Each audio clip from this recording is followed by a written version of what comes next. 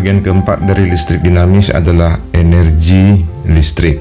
Energi listrik yang digunakan suatu alat listrik tergantung pada tegangan listrik, kuat arus, hambatan, dan lama pemakaian. Ya, tegangan, kuat arus, hambatan, dan lama pemakaian. Nah, persamaan umum yang kita gunakan adalah energi atau work, ya, itu W sama dengan V kali I kali T. Namun perlu kita ingat hukum Ohm, I sama dengan V per R. Nah, kalau I-nya ini kita ganti ke sini, maka nanti persamaan energi bisa juga menjadi W sama dengan V kali V per R kali T. Sehingga nanti V kuadrat per R kali T. Nah, kemudian yang kedua, kalau kita turunkan lagi ini, V sama dengan I kali R, kita gantikan nanti V-nya ini ke V-nya ini, maka energi bisa juga nanti I read, I kali R kali I kali T, atau sama dengan I kuadrat kali R kali T. Nah, yang manapun kita gunakan ini nanti, itu tergantung kepada data yang ada pada soal. Nah, sekarang coba kita lihat contoh 1. Sebuah alat listrik mempunyai hambatan sebesar 360 ohm dihubungkan dengan sumber tegangan 120 volt selama 3 menit. Berapa energi listrik yang diserap alat listrik tersebut? Nah, yang pertama ini diketahui R, kemudian diketahui V, kemudian diketahui time. Hanya time-nya ini harus detik, 3 kali 60 berarti 180 detik. Nah, energi yang kita gunakan nanti di sini persamaannya adalah menyangkut V, R, dan T. Berarti V kuadrat per R kali T. Berarti nanti 120 kuadrat dibagi 360 kali time-nya 180.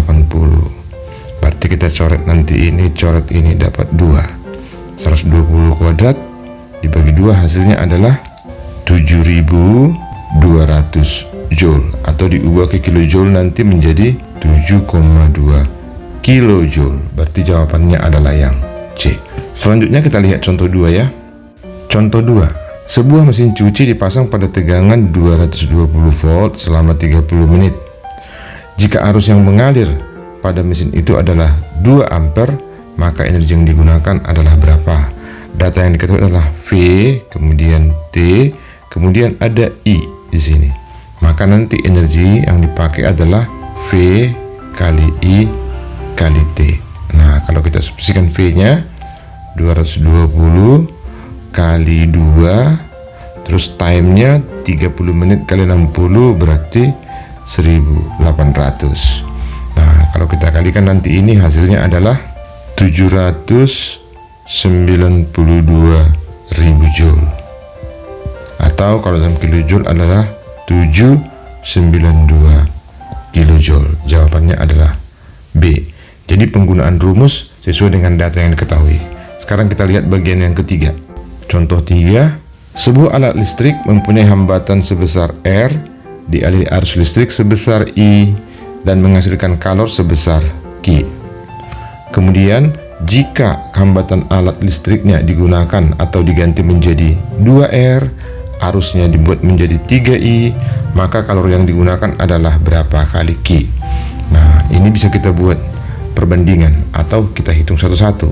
Kalau kita hitung satu-satu, W1 sama dengan I kuadrat kali R.